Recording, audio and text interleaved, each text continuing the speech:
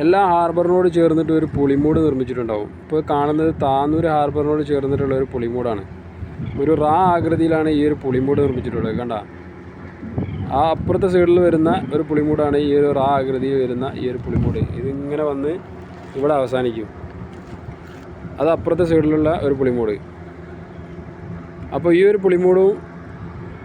പുളിമൂടും ആ ഒരു പുളിമൂടും തമ്മിൽ ചെറിയ ഡിസ്റ്റൻസാണ്. ഈ ഒരു ഡിസ്റ്റൻസിലൂടെയാണ് ബോട്ടുകൾ മീനുമായിട്ട് കടലിലേക്ക് മീൻ പിടിക്കാൻ പോകുന്നതും അതുപോലെ മീനുമായിട്ട് ഇങ്ങോട്ട് തിരിച്ച് ഹാർബറിലേക്ക് വരുന്നതും ഈ ഒരു ചെറിയ ഡിസ്റ്റൻസിലാണ്.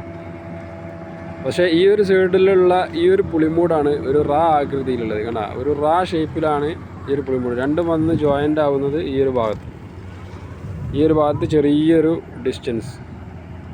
ഇതിലൂടെയാണ് ബോട്ടുകൾ മീൻ പിടിക്കാൻ പോകുന്നതും മീനുമായി വരുന്നതൊക്കെ.